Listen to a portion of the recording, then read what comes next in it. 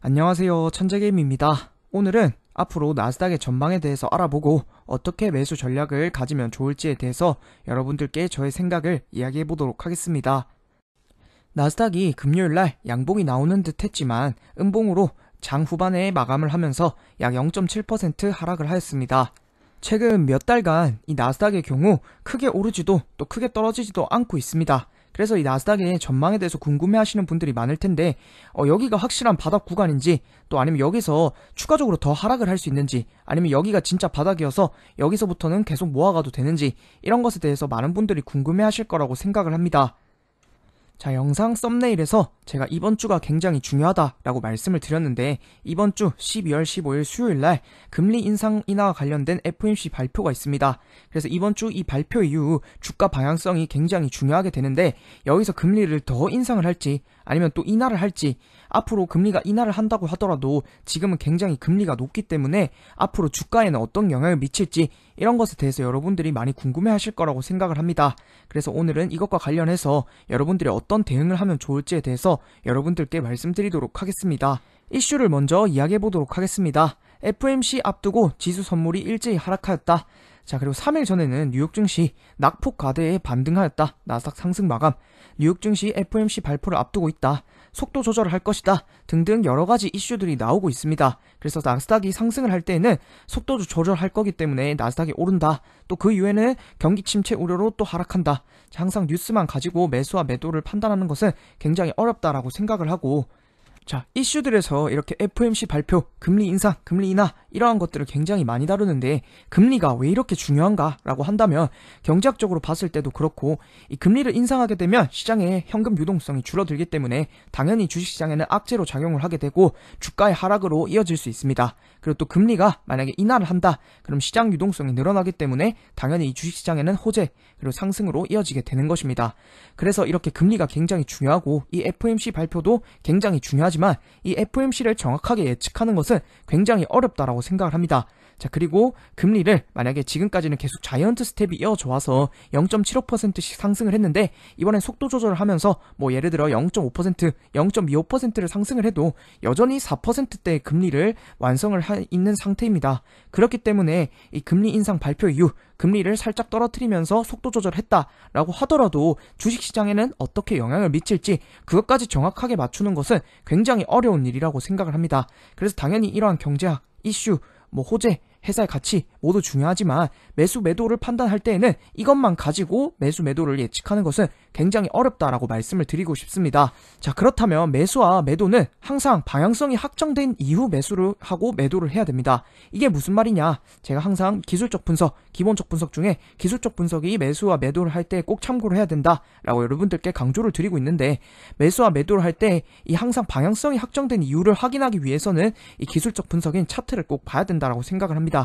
호재, 뉴스, 이슈 전부 다 중요하지만 매수 매도를 할 때는 이 차트를 꼭 봐야 되고, 방향성을 확정 짓거나 방향성이 하방인지 상방인지를 보는 것에 있어서는 이 차트를 꼭 필수적으로 봐야 된다라고 생각을 합니다.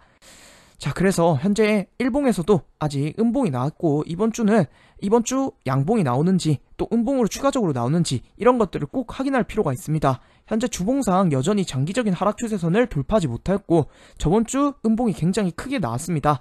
자, 하지만 긍정적인 점은 아직까지 10조선 위에 있다는 점이고, 만약에 이번 주가 양봉이 나온다면 흔히 말하는 산타 랠리, 또 FOMC 발표 이후 같이 상승하는 그러한 분위기를 충분히 만들어낼 수 있는 차트입니다. 자, 하지만 FOMC 발표 이후 예측은 지금 현재로서는 불가능합니다.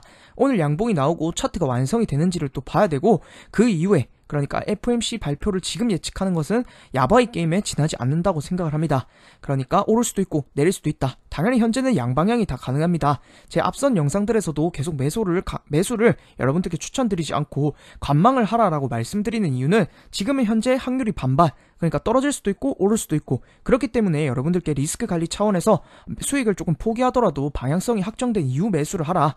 자, 그러니까 주봉상 정배열이 완성이 되고, 또 FOMC 발표 때 금리를 인하하고 이러한 확정적인 이슈들이 되고 방향성이 상방이 확정이 되었을 때 매수를 하라고 여러분들께 계속 강조를 드리고 싶습니다.